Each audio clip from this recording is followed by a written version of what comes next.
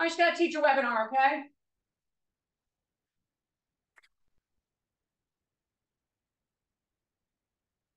I'm gonna shut my door.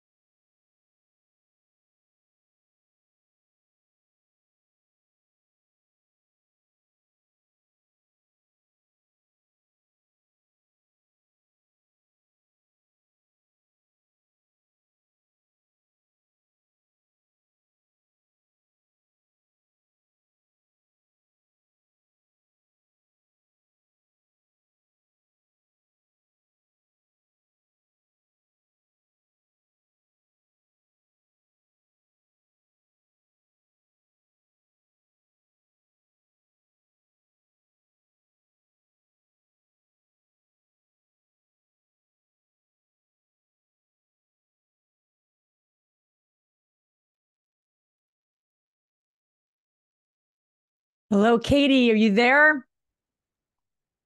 I am here. Can you hear me? I can hear you, and I Oh, hopefully you can good. share your video. I just made you a co-host. Okay, let's see. Oh, Nice yeah, to here I s- am. nice to see you again. How are You you? too. I'm good. How are you? Good, good, and welcome everyone. We're going to get started here in a moment. My name is Liz. I'm one of the co-founders of our Invest Her community, and excited to have Katie on today's webinar. We're going to be talking about some very important stuff when it comes to short-term rentals and how we can maximize, especially in our crazy time that we're in terms of the economy. Yes. So excited to jump into that in a moment, but I in the chat box, I'd love to get everyone kind of connected. We have a very engaging community. If you can put in the chat box your name, where you're calling in from, what you're excited about learning today, would love to hear that. So do that as we just take a minute to. I'm going to stop my screen here and my little slide deck here. But yeah, please put that in the chat box. I think we got some. Hey, Shendel, excuse me. You're from. Well, now it's going quick. Now I just saw it. You're from Memphis. Awesome. Hi, Connie. Carissa, thanks for being here. Awesome. Hey, Kim. Awesome, awesome. Lisa. Hey, Carol Lord, just saw you this past weekend, one of our Strive members. Um, Very cool. Good stuff. Fernanda, awesome. All right. Well, welcome everyone. Thank you so much for being on. And Katie, thanks again so much for being here. I'm going to introduce you here in a moment. I'm going to, why is this doing this now? Okay. I'm just going to share a little bit about our community as we jump in and then give you the floor, Katie. So All again, right. thanks for being here.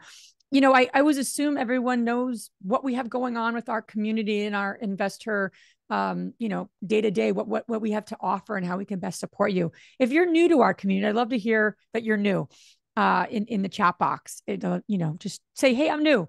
But anyway, I'm going to share a little bit about our community here.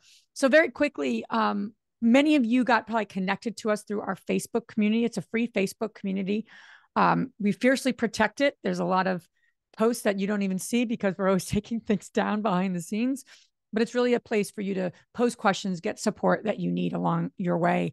Also wanted to encourage everyone to check out your local meetup. We currently have 50 plus meetups in the United States and in Canada, looking to grow that. And we're looking to grow that significantly in 2024. So if you don't have a location, or if you do have a location, definitely get connected to. If you don't have a location, let us know. And we'd love to start new chapters.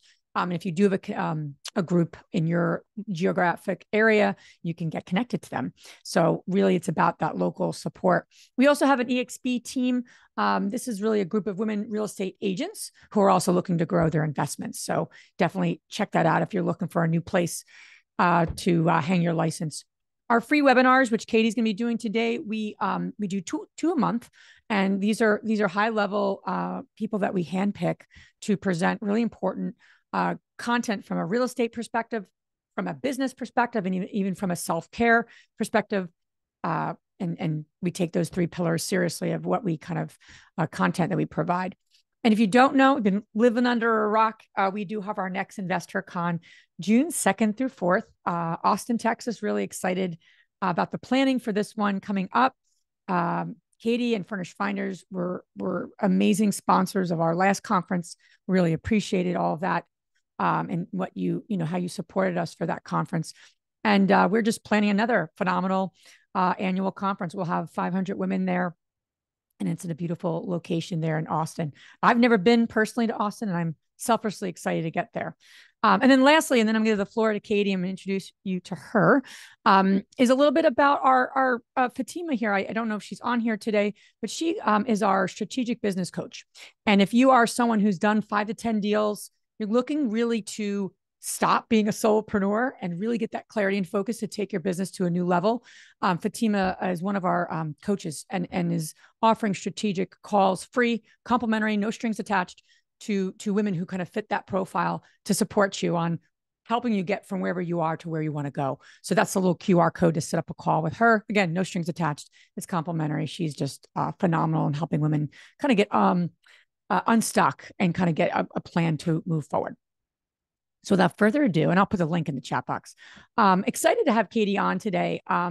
It's not. I'm sorry. I said short-term rentals earlier. I'm sorry, Katie. I meant midterm rentals. That's all right. I have them all in my head, you know. Right. I know. Midterm, short-term, long-term. But you know, I have to say, I'm a personally a multifamily investor, right? That's how I've grown my portfolio with my husband for many years. I would say, you know, so many people are having really great success in the midterm rental space. And right now with the economy, right now to thrive with your properties, it's essential that you know how you can really make your property stand out. I was talking to another member the other day and they said, it's really tough because of, you know, the competition. So I'm really going to, you know, I want to stop talking here, give the floor to Katie. I'll be your kind of support on the side, Katie. I'm going to stop sharing here and I will help monitor questions. I would really like to encourage everyone to put your questions in the Q&A box instead of the chat box, because then it gets a little noisy in the chat box. But without further ado, Katie, I'd love to give you the floor. Hopefully you can share your screen and then I'll come on about quarter of ish, or, you know, or even earlier, whatever works for you, but we can really dive into questions. This is not pre-recorded, right? This is live. That's why Katie is here. That's why I'm here. We do these because we're trying to not just share information, but make it real for you. So questions are great because how many days, you know, it's not every day we just get a chance to ask someone like Katie questions, especially what they've built with Furnished Finders. Like they've really studied this because of the business that they're involved, right? This is not like a rinky-dink website. This is the premier to basically find furnished units and what have you. So she knows a ton about this topic. So let's get some questions moving and just put them in the Q&A box once she begins so you don't forget them. All right, let's make sure I can share my screen here. Yeah, that's always important, right? Right. And thank you so much for everyone being here. Awesome. Yep. Okay, let me just get this going. Okay, is it working? It's perfect. Okay, great. Well, I'm super excited to be here today, you guys. We're going to talk about mastering midterm rentals. I know midterm rentals are a hot topic right now, and I could talk all day about them, probably longer than all day. So I'm going to try to keep it to kind of the most frequently asked questions. And I think if I were to look back, you know, 18 months ago in my own midterm rental journey, what are the things that I wish I would have known? So here's what we're going to cover. Who I am, why I should be here talking to you guys, and why I have any say in any of this.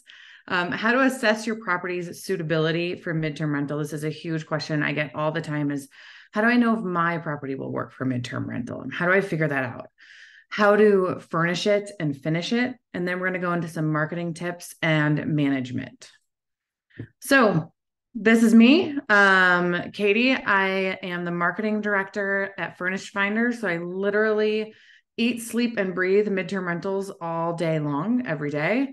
I have become very passionate about midterm rentals. I love them, everything about them. I also love coffee. If anyone, you know, has some they want to send my way, that's cool.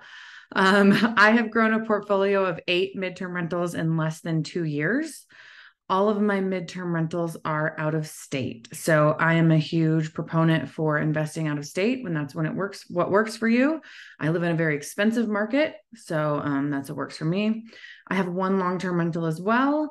So it's cool because I get to have kind of the Furnished Finder side of it, but also I have a growing portfolio myself.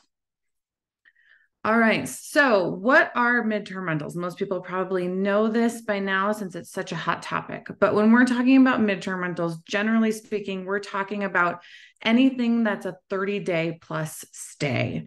On Furnished Finder, our average booking is about 90 to 100 days. So I would say typically they're about 3 months. But anything 30 days and up, it falls into that midterm, medium term rental category. Fully furnished. These travelers are expecting to come in and have everything ready to go. So definitely fully furnished. But there are a variety of tenants and there are a variety of property sizes, which we will get into later, but I just wanted to hit that up at the beginning because oftentimes that's overlooked.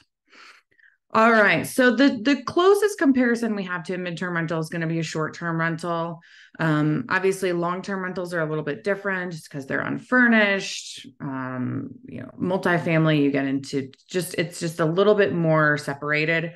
So when we take midterm and we're going to compare to short-term, midterm rental tenants, everyone thinks about traveling nurses, medical professionals. They do use midterm rentals quite a bit.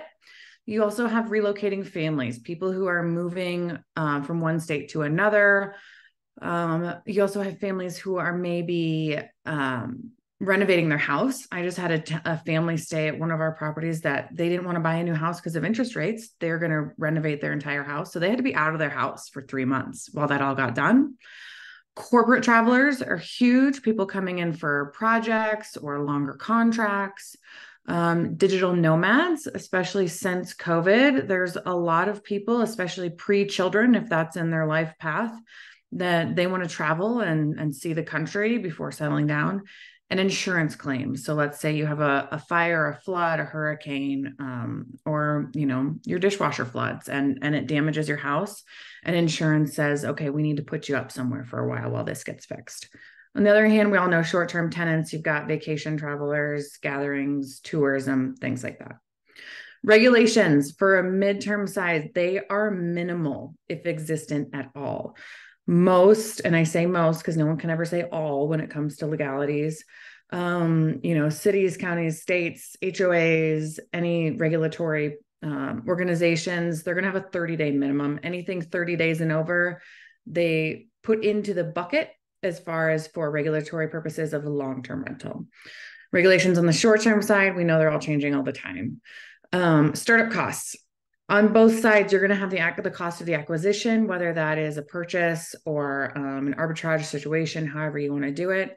But the furnishing costs on a midterm rental side are going to be lower. You don't need these luxury furnishings. You don't need the board games. You don't need the surfboards, the bikes, all those kind of fancy things. Rental income range, midterm rental. This is very market dependent, but generally speaking, you're going to be looking at 1.5 to 2x what you would get on a long-term rental. Short term, oftentimes you're looking 3x plus. It just, that's a curveball. You never really know. It's going to depend a lot, seasonality, location, things like that. But midterm rental, you're really usually looking 1.5 to 2. Amenities demand. Midterm travelers are looking for a washer dryer in unit, if not in the building and free. They're looking for free parking. They're looking for safety.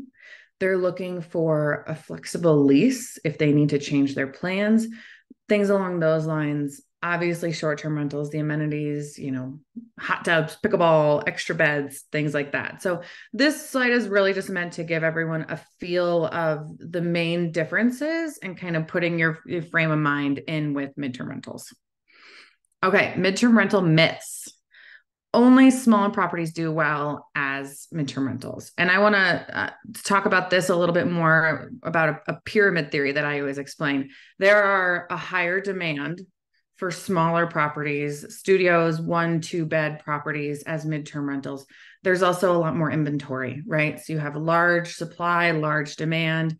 As you go lower or higher up the pyramid, if you will, you have less properties that are of a large size, but you also have a smaller percentage of travelers who are looking for that large property. So proportionately, they really do keep in line. However, you might see that there's less properties in the midterm rental market. It's just because it's all kind of, stacked purposefully like that, right? Like the supply and demand really does meet. Myth number 2, travel nurses are the only midterm tenants. This is super false. It's a valid myth because that's how Furnished Finder started. And it's how midterm rentals kind of started to inch their way into the real estate investment world. Currently, traveling medical professionals, because not just nurses, take up less than 50% of our traffic on Furnished Finder. So just keep that in mind. The last one, midterm rentals are a new trend. Yes, they're getting a lot of attention, especially because Liz said with the economy and we're all trying to get creative, but they're not a new thing. Furnished Finder's been around since 2016. And actually the founders of Furnished Finder had midterm rentals of their own long before that. So not a new thing, just kind of has come to the surface. All right, so this is where we're going to go into a lot of meat. And this is because this is by far the most common question I get is, how do I know if my property would be a good midterm rental? So we're going to go through 3 steps that I go through personally with every single property that I choose to invest in: the market data, the tenant demographics, and then some supply and demand. Quick note here, all the photos that I've used of properties on this presentation are of my own properties, and I don't do that to boast myself. I don't need that, but what I do it is to show you guys a real life example of a midterm rental that's being booked and kind of where you can visualize it and see, okay, these are the types of furnishings and photos that are getting it booked. Okay, so starting with market data. We are going to dig into the market data for wherever your property or your potential property is located. And we're going to research, is the population growing or shrinking? Obviously, it's harder to invest in an area where the population is shrinking. Okay. What are the average age of the people living there? Are they older folks? Older folks, if it's an older population, a lot of times there's a large medical need.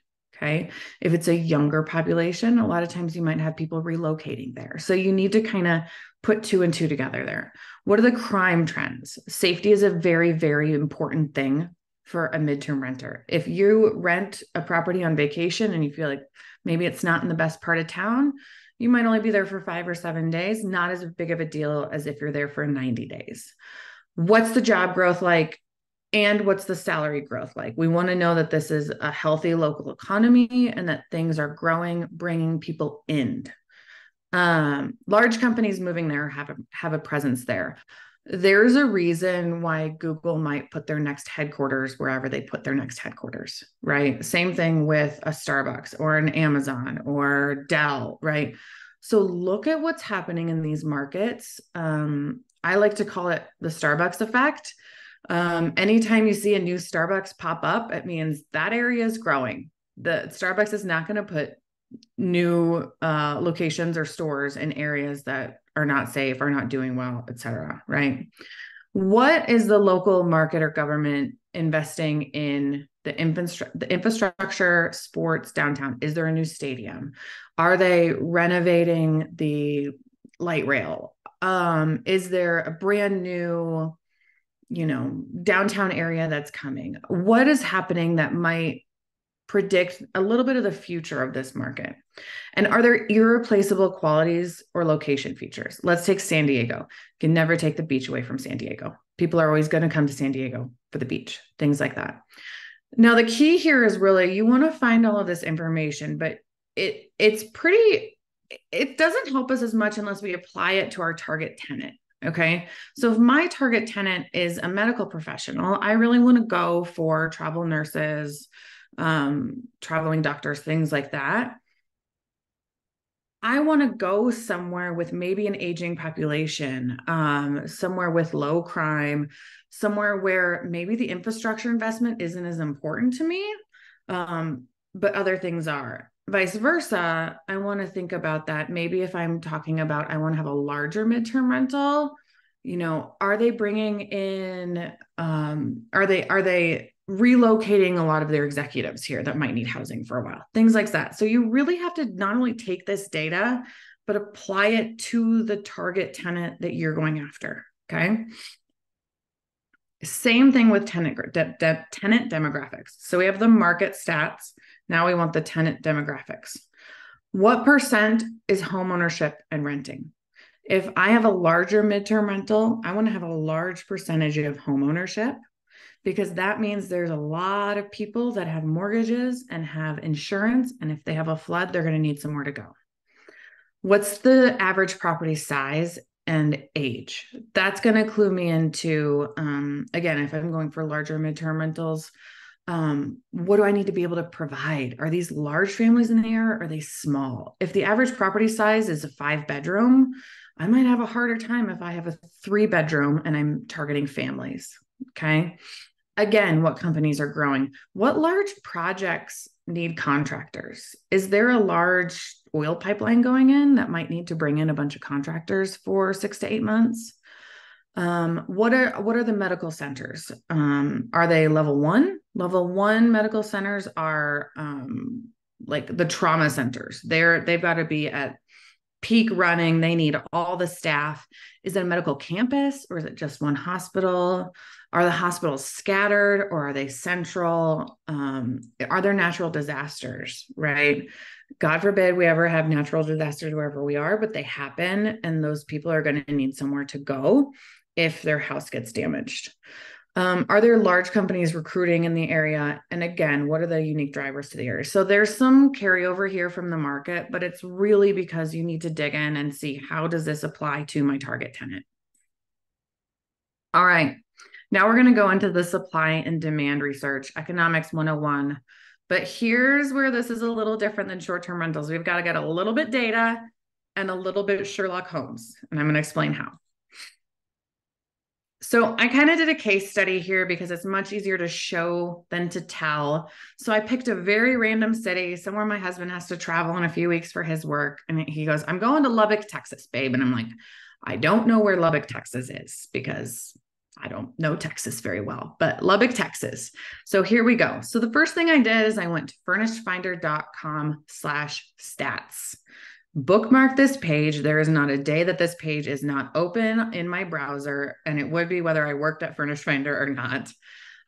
This is a free resource Furnished Finder gives you. And what we do is we aggregate the searches and tell everyone what the search data is, because the goal is that travelers have good places to stay and landlords have great tenants to fill it, right? So in Lubbock, Texas, you can see here, there have been 26,000 searches and housing requests in the last 12 months. Real quick, a housing request is when a traveler goes on, they fill out a form and they say, please help me find somewhere. And then landlords can reply to that request, okay? Map and property listing page views is over 77,000. So clearly there's some people looking here in little old Lubbock, Texas. Okay. Now, if I scroll down, this is still on that stats page. I have 191 Lubbock rentals. 153 of those are whole units, whole apartments where you're not room sharing, because 38 of these are room shares, which there is absolutely a market for. It's not as high, but there is a market for. Okay. Now I'm going to look at this pricing. Over 33% of the whole pricing, whole place pricing is $2,500 or more. That tells me that people in Lubbock, Texas that are looking for midterm rentals have a healthy budget and there is plenty of demand. Okay. Key things here that I took away. Again, 191 rentals for 26,000 people viewing the map for that area or doing housing request. These do not include direct booking requests. Okay. And this is important because as a landlord on Furnished Finder, I have my properties listed. If someone just goes to my property and clicks booking request, I would like to book your property, that's not counted in this. Okay. Furnished Finder is not a direct booking site. It's a connection site. So that means that you're going to have to make some inferences with this data, right? The other thing to do here is to look at the pricing and see where the average lands as opposed to what your pricing would be. Okay, which is very clear or very important. There's no reason you can't be at the top of your market. All of my midterm rentals are at the very top of the demand for the markets I'm in, and I have no problem keeping them booked, but it's important that you know where you are within the market. Okay, this is where we're going to get a little Sherlock Holmesy. This is my Sherlock Holmes over here. Okay. This is where you're going to go into Furnished Finder as a traveler. So I'm going to go to Furnished Finder. I'm going to click search the map. I'm going to type in Lubbock, Texas. I am going to Lubbock. I need to stay there. I want to see, what do these properties look like? Okay. And when you're looking at what would be your competitors, can you make it look nicer? Can you take better photos? Where would your property fall within the scale of the properties that are currently on the map? And what is the availability? Like I said, Furnished Finder is not a direct booking site. Okay. It's a connection site. So everyone does direct booking when they find a tenant or a landlord on Furnished Finder. But what you can see is people's availability. So if a property that I see that's very comparable to mine and in the price range that I would want to list mine at, and it says this property is available on February 5th. Well, I can infer a couple things. I can infer either they are listing it as a short-term rental seasonally, which often people do. They switch kind of seasonally. And in that case, I might try to go to Airbnb and hone in on that map section and see if I can find it and either confirm or deny my theory there. Okay. Because that's going to give me some insights. The other thing that I can say is, well, maybe they're living there temporarily. Not as common, but could happen. But really, what I'm going to infer is that it's booked. There's a tenant there. If I see that there's not a lot of properties that are currently available, it means that they're booking. Okay. So this is where you really got to kind of put on your detective hat. It's not a quick answer. You got to get in there and just, get your hands dirty and search and see. If I were a traveler, what is it like here? Is there availability? Is there not? Is it affordable? Is it not? Are they quality? Are they not? Okay. The other thing is something that'll really set you apart, but most people won't do, is get on the phone and call a landlord in the area that you want to be in. Even if it's your own hometown, offer them something in return, right? We're not in a give take society here, but we want to, take them out to coffee if you're local, or just get on the phone and be quite honest with them and just have some value to give back to them, but ask them how their experience has been, how their tenants are, how the lead flow has been for them. Get their information, because that's going to put you miles and miles and miles ahead. And most of the landlords in the midterm space that are running an operation very professionally and well are not having a problem filling their properties, but they're having a problem where if they can't fill their property, they want to have someone trusted they could send them to refer. So even just starting, to establish that relationship is a great way to offer some value if you don't have the property yet. Okay. The next Sherlock Holmes way you can do is get on Facebook. Okay. Facebook is a search engine now. Furnished Finder has a Facebook group. It's linked right here, or you can just search it, Travel Nurse Housing Furnished Finder. It's free. It's really just so landlords and tenants can connect. But I just typed in Lubbock and I saw this one. Okay. This one's available for $1,500. Then I'm going to go and I'm going to search other groups, particularly travel nurse or relocation groups. If there's a large, like let's say Dell is headquartered there, you could say, Dell employee group, something like that. Just search and look, I've got urgently hiring, ready for a new adventure. These people are all hiring very quickly. And I can see that they have decent stipends too. And travel nurses get stipends for their housing. So I kind of want to know, are they given a reasonable budget for that or no? Because that's also market specific. Okay. The last thing you can do is you can actually list a property on Furnished Finder without being ready to rent it. When you list your property, there's a filter you can put that says, furnishings coming soon or currently being furnished. I don't remember the exact wording that we use there. But you can put up any photos you have, and you can even set your availability date 2 years in the future if you want. It doesn't matter. The point is that you can start seeing your leads come in. I've blurred these. This is my personal dashboard, so I've blurred these just for these people's privacy, but they're not in Lubbock. They're in the market I'm in. But it's a pretty low barrier. But if you're ready to acquire a property or arbitrage a property and then you want to go and furnish it, it's $100 to list your property. And then you can actually see like the nuts and bolts of what are the leads coming in. Okay. you just need to know that not all people find their landlord on Furnished Finder this way. Oftentimes they'll reach out directly, and that's not going to be reflected here. So you need to know that like you're going to see leads, but that's not the only way to succeed here. Okay. All right. Key takeaway, because I know that was a lot of information. Midterm rentals have data. Okay. But they're not on the same level as a short-term rental where you can go on AirDNA, you can go on Mashvisor, you can get these beautiful spreadsheets and they give you, the stats and the percentages and all of the things. You're not going to have that with midterm rentals, and you have to be comfortable with that. You need to look for your key market stats, your tenant demographics. You need to dig into supply and demand. And then it's some trial and error, which is very uncomfortable for a lot of people, but that's truly what it is. And this is because most midterm rentals are direct bookings. Hopefully at some point, AirDNA will have some information on midterm rentals fed to them from Airbnb. However, a lot of travelers start on Airbnb for midterm rentals and then they'll Google it or something else because they don't want to pay that booking fee on such a long stay. So just keep all that in mind, right? It's not kind of as cut and dry. All right.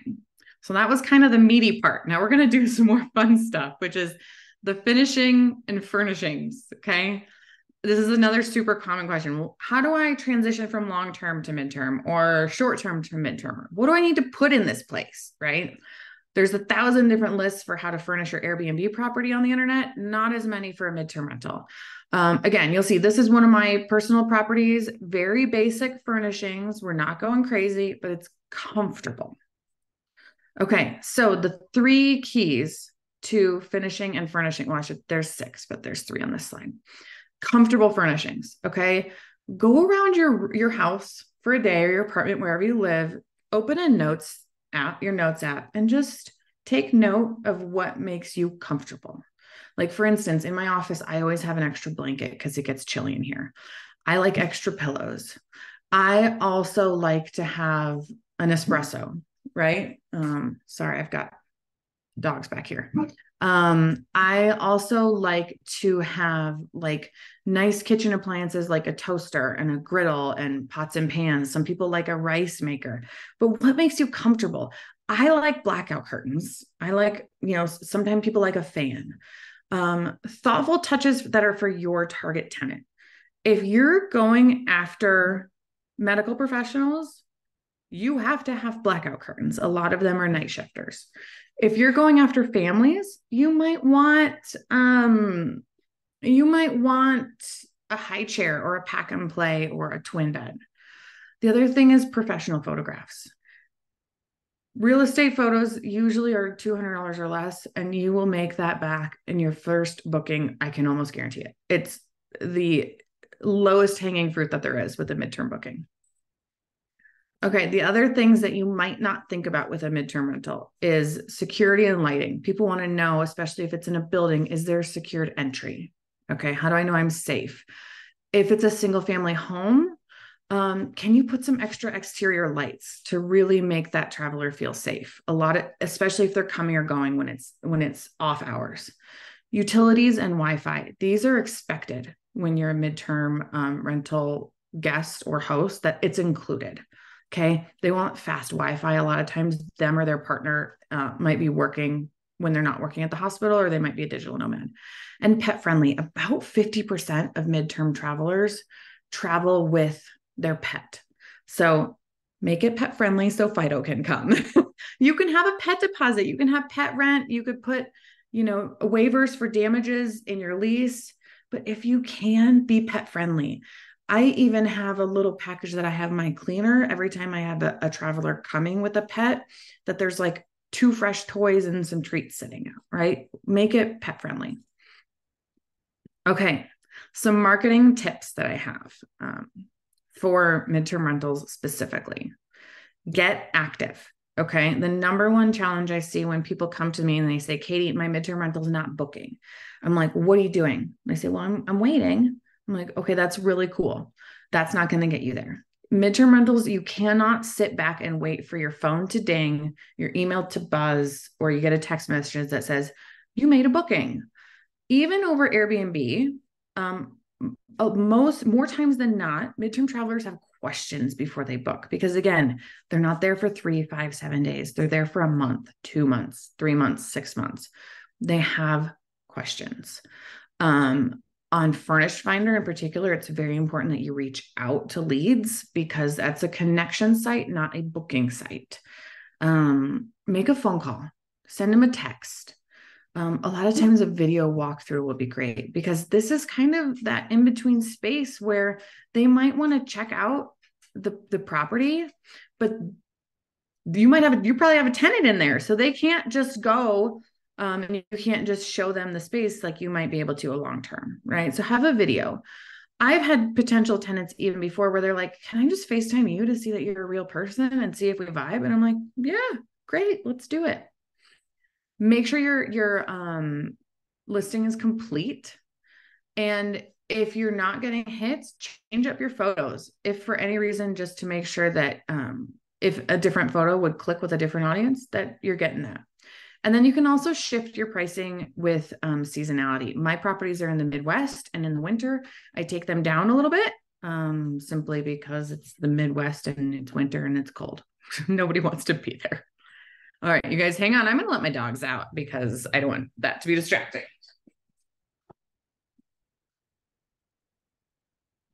If you can, in the chat box, just put, not chat box, but in the Q&A, you've been putting a lot of questions. We have like 20 questions for you, Katie. Okay, so, cool. I'm going to wrap up quickly then so cool. we can get to questions. Yeah, okay. I'll jump back in.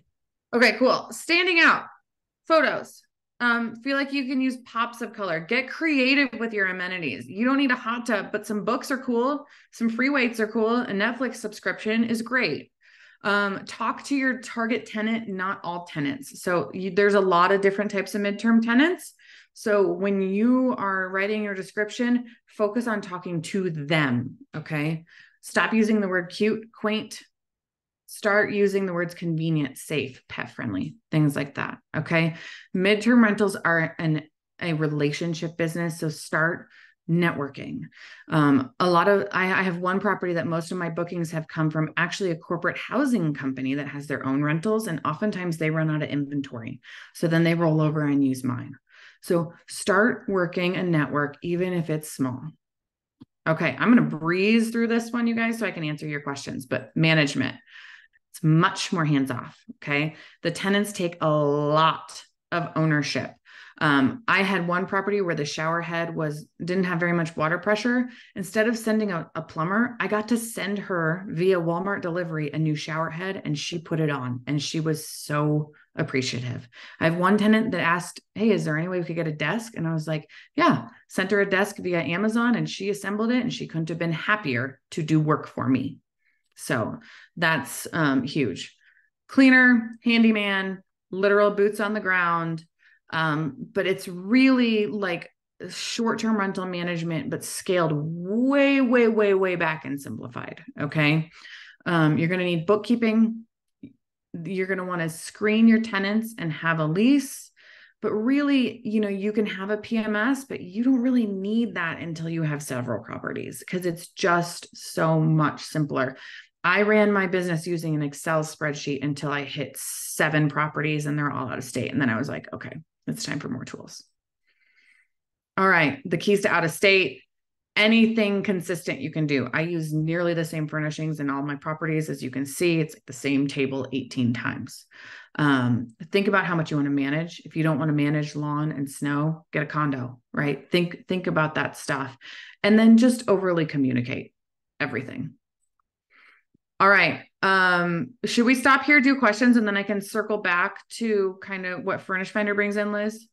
Yeah. Why don't you do this, Katie, just to make sure you get to this, just share how, Furnished Finder works and Sure. how everybody on the call can quite honestly benefit from this amazing resource. Okay. So Furnished Finder is a listing site for midterm rentals. Okay. You can list your midterm rental on there. We have hundreds of thousands of properties. hundreds of thousands of travelers that come on looking specifically. We don't take booking fees. We don't take commissions. We're literally a direct booking lead site. We give you the leads. You get to book them however you want to, which is pretty great. And then I'll put this up there for you guys. We do have a podcast that I co-host, and we have so many good resources on there. Like sometimes I'm interviewing a guest and I'm jotting down notes. It's so cool. So, and then if you want to reach out further to me, this is my Instagram. I post about all things I love, rentals and my children included. So it's probably not your typical investor's Instagram, but I like it that way. And then there's my email as well. So I love it. It's so cool. I loved all the tips you gave, and I'm going to get to all the questions. Yeah. And just super, super getting me excited to jump out of multifamily and get into MTR next year. Got my wheels turning. But okay, let's jump into some questions. Okay. So, all right, Sarah. No, okay. How should insurance claims be priced compared to MTRs? I guess. How does insurance claims, I guess, in your experience, differ in the MTR space? Insurance claim pricing is tricky because it's going to very much depend on what coverage that person has on their residence, right? I think it's like it's something that you elect when you pick your coverage. Like, what amount do you want? It's typically very high. It's typically 3 to 4 times long-term rent. However, everybody loves insurance claims, but they're very unpredictable. You do not know when there's going to be a flood or a fire, or if those people are going to choose your home, because they also get a say in it. A third-party housing company will come in and help those people find a home, but they get to visit and say, yes, I like this one. No, I don't, whatever it is. So it's a very lucrative area of midterm rentals, but it's very unpredictable. Good stuff. So someone's asking a little bit about the websites of resources, and I have one. Do you recommend for checking market data? What would you recommend? Yeah. Oh my gosh. There's like citydata.gov. They're great. You guys, I love ChatGPT for this. Yeah. I freaking love it because it does the searching for me. I love it. But any data site you can find, the census ones are great. If you're looking for average rental prices, I'll just go on Zillow because I want to take in not what the average rental price has been for the past year, but what's it at now? Because everything's changing so quickly. But I love ChatGPT for this.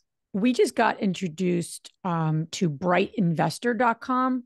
And we've been playing around with it. It's been actually really powerful. I'm going to put it in the chat box. Yeah, that's cool. Our own team has been using it, and it's been really interesting. So I'm just going to throw that in here.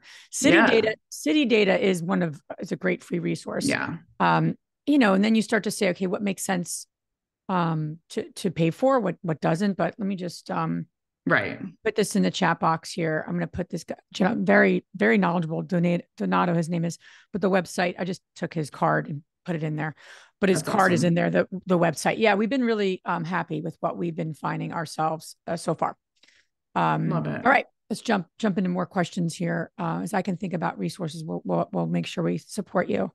And don't ever, I just say this quickly, don't ever dismiss what your local township can give you too, because I think sometimes the best data isn't the data we can find publicly, right? It's in talking to that local city official, the person that's been in the city for 20 years, and they know exactly what companies are coming in, what is happening. They're a wealth of information that sometimes we forget. We just want it from a website. But I have found some of the best information from local city officials, economic advisors, even mayors, because some of the towns are so small. Don't forget about that. Okay. Where can we find the information? Did you just see that other question about Furnished Finder? Katie? I did see that someone looked like she was having an issue. So I just messaged her and I said, email me. Gotcha. Perfect. And because I'm going to take care of her. Gotcha. Miranda, where can we find the information on what investments the cities are investing in? Yeah. What are your thoughts? Yeah, I think sometimes you got to get in the weeds there, right? There's Yeah. not, we're so used to like easy answers and easy places where you can search. It's not always it, right? Look at the news website, like, right? Like I'm in Denver, so I'll go to 9 News and I'll just see what's going on. Sometimes on Reddit, you can go to your local Reddit and people are often upset about things that they're doing, but I'll be like, okay, great. You're building a new shopping area here and everybody's mad about it, but I see that there's new revenue coming in. So you kind of just have to like really dig in and almost think about it in a different perspective. Don't think about like, oh, I want to see where the city is investing money, but think about it more as like, okay, I want to move to Minneapolis. How do I find out what's going on there? Because a lot of times those answers will come to you easier in that way. Absolutely. And that's why we're so committed to having a footprint of investor meetups everywhere. So you can really go to like women that are investing in that local, geography, if you will. Who are the contractors you're using? What do you know that's happening? What's like the heartbeat of the city in a sense? Yes. Versus just Googling it, right? Because sometimes things are just, people know them, they're just not talking about them. So yes, one to mention that. I hope that helps you, Miranda. What's the best source? Okay, we kind of talked about it. Okay, is Furnished Finder usable for Canadian markets? No, not so yet. Sad. Not yet. Hopefully, I'm going to add the yet. Yeah, we're growing. We're growing. We're growing. We're growing in our community. I know. So they want that. Yeah, it'd be awesome. All right, cool. That will happen. Hold you to it. Yes, Connie, please. You're asking, I get a lot of housing requests from Furnished Finder, many of which would be a good match for my property. I've always responded to these requests, but I've never received a response. Any tips on what I can do to increase my chances for a response? Okay, so this is where I go back. I'm old, but there's an Office episode where Ryan comes up with the woof. And I love when people start with, there's an Office episode. Yes, there's an Office episode. I'm also old and I love that show. Okay, yeah. So you might know this episode where he gets woofed, and it's anytime he gets a message, he gets a text, a phone call, a fax, an email, and like literally something dings. So woof these people, okay? Because if they put out a housing request, they can be getting a lot of landlords that respond. Yeah. Respond to them on the Furnished Finder platform, but then also send them a text, send them an email, give them a call. Put an emoji in your subject line. I always thank them for what they're doing. If they are coming to the area to work as a medical professional, I say, thank you so much for coming to serve our local community. Be a human. Okay. And then if your message isn't working, change it, right? Like try something different. You can add a link to your property. You can say like, hey, I'd love to share more details. Can I give you a call or just call them? Speed is also a big thing there, right? Depending on the market, people, when they put in a housing request, can get a lot of response. So you want to be on the top of that list. So make sure you have the app and make sure you have the notifications on. That's great. I think there's two quick things too, just to add, like not about Furnished Finder because you're the expert with that, but in terms of just like differentiating yourself, like I think we often forget how important it is to like do things differently, and like you're saying, the sandwich approach. Also, what's the call to action? Meaning, are you asking them to do something, right? So is it a simple form that they can fill out? I mean, even like a Google Doc, I don't know, just something different that you can evaluate them, they evaluate you. That's huge versus wasting your time, their time, almost like an intake form. And stand out. Stand out. You're right. Like stand out from the beginning. So maybe you don't have to try to fight to stand out once you get to the messages. One of those photos in here was one of my properties that we have a green couch. That green couch has got me 3 bookings. People have messaged me and say, you're the one with the green couch, right? I love that couch. And I'm like, yeah, I love it too. So stand out. It doesn't have to be crazy. I don't see reviews on Furnished Finders. Are tenants just not leaving reviews?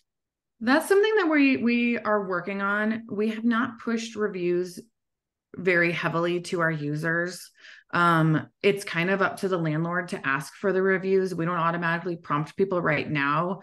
I would anticipate that to be changing, but we've kind of been focused on Furnished Finder. Like we're a small company. You guys might not realize that, but like we're like literally all here grinding away all day. And we've wanted to do like, what's the most important things first? So now like we're starting to get to a lot of the stuff like reviews. So that stuff, there's going to be so many updates coming. It's going to be amazing. Awesome. What's a good ratio for housing requests compared to number of bookings on Furnished Finder? For number of bookings, I like to see, oh, that's so market dependent because, but I would say ratio maybe 10 to 1, 5 to 1. It kind of depends on how far up, like the housing requests in your dashboard are going to show up, even if they're not a perfect fit. We call them unmatched if they're not a perfect fit. And if I have a property that's $2,200 and I have a housing request that comes in and someone wants to say for $1,200 or less, that's not a super applicable one for me. So a ratio is tough, but I still reach out to every single person because, I would love a mortgage that's $1,000 a month. That's not happening for me. So you never know what they want and what they're going to get.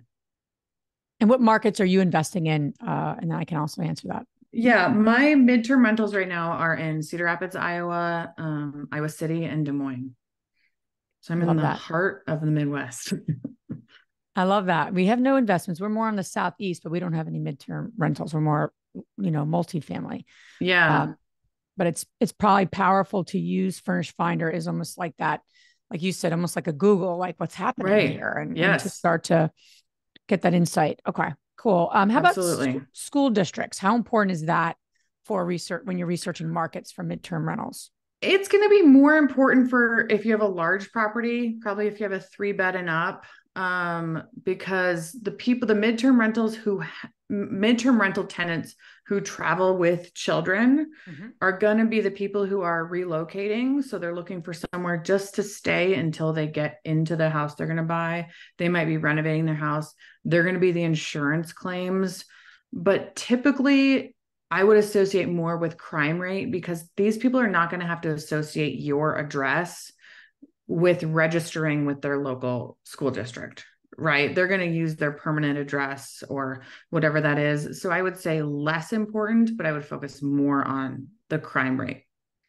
I'm just scrolling here. How do you facilitate renters who want to visit the property, but you already have a renter living there? I literally just tell them, I was like, I'm so sorry. I have someone in there. My property is usually full. I have a video walkthrough I can send you because, when you get done furnishing your property and it looks so pretty, you go do a walkthrough. I'm like, I can also like FaceTime you so that I am who I say I am. And then I tell them it's literally exactly like it is in the photos. I also, for a couple of my properties, and I'm hoping to do this for the rest of them, if I can get them at vacant times, is to do a Matterport, which makes like one of those 3D floor plan walkthroughs. You literally do it on your phone and it's free. I'm sure at some point they charge you, but it's like an interactive Matterport, Matterport. Interesting. So I never heard of that. And you can take it and you how Zillow, sometimes you can walk through the house. You can do that and you can make it just on your phone. And then I'll send them I have a virtual walkthrough if you'd like to do that. And then they can go in on their phone or computer and they're like, okay, I'm going to stand here. I'm going to turn around. What does it look like? That's been a helpful tool. Yeah. Getting a lot of Canada questions. So gotta do something there. I'm sorry about Canada. Is Furnished Finder and Facebook and Airbnb the only places to post midterm rentals? No, you can post. You can post them anywhere you want. Some people have success with posting them on Facebook groups. I don't love dealing with tenants on Facebook. It feels a little bit too lax for me. I like to be a little bit more professional about it. Anywhere you can list, you can put that you have a 30-day minimum. You can put it on Zillow, you can put it on Vrbo, you can put it on booking.com. You can have your own direct booking website. And that's kind of what's cool about Furnished Finder is we're not trying to keep you on our site. It's a direct booking or it's a lead generation site. So you can put it wherever you want. We just want to give you leads. Okay. So how do we get on the list of these corporate housing companies? Oh, that's the $1 million question. It's all about networking. Many times these corporate housing places want larger portfolios. Okay. They oftentimes don't want to deal with 100 landlords that have one property each. They want to deal with 10 landlords that have 10 properties each. So it's definitely something that's easier to get on when you have a larger portfolio. But for instance, the one that I am associated with, and I have a little bit of a unique relationship. Like I'm not on their, they have lists and I'm on their list as inventory. I just called them and I said, hey, do you guys ever need extra inventory in Des Moines? I have this studio apartment. It's right downtown. It could be a good fit, like if you ever run out of inventory. And that's actually an arbitrage property. So I had at one point, I was renting it from the landlord. They were renting it from me and they had put a tenant in there. So it was like a 4-layer thing, but everyone was happy. It worked great. I'm going to put in the chat box too. We interviewed, it's a YouTube video, but for our podcast, I didn't mention our podcast earlier that we have a podcast since for 5 years, the Real Estate Investor Show published by Bigger Pockets. How did I miss that? For those who are not familiar, twice a week, Tuesdays and Fridays, we interviewed a woman who is basically making the case that corporate housing strategy is actually more effective than short-term rentals. So I just put the link in there. It's actually a really interesting interview. So yeah, I just threw that, you have to just kind of, you have to dive in and start putting yourself out there, right? Yeah. And start communicating and add values for those. How do we get, okay. Can you mention again how, and I'll probably take one more question, then we're gonna wrap. What do you look for in a background check? And what do you consider as a red flag? I have a limit for credit. Anyone who is under a certain credit line or a number, I ask for an extra deposit. Any type of, if they're on what's the name of it? Like the sexual criminal registry. Yeah. I can't think of, if they're on there, it's a hard no. It is a hard no. Yeah. Because I'm not comfortable putting neighbors next to that. So anything where I say, I wouldn't be comfortable being a neighbor here. That's my bar. Right. Sure. And that's important to, yeah. For those who are not familiar, I just threw that in there. We have over 400 episodes. Perfect. Okay. What else can I ask? So here's what I'm going to do. Anything else? Michelle. Hey, Michelle, it's one of our Strive members. She's rocking and rolling with her investments. She says, I have a 5-unit multifamily traveler community. How many listings do I realistically need for one building? Good question. Okay. Can you say that again? I have a 5-unit multifamily community traveler. So she's got a 5-unit multifamily building. Okay. And she's looking at how many listings do I realistically need for one building? I think that's what you're asking. If it were me, I would list everyone everyone separately to maximize my chunk of the pool.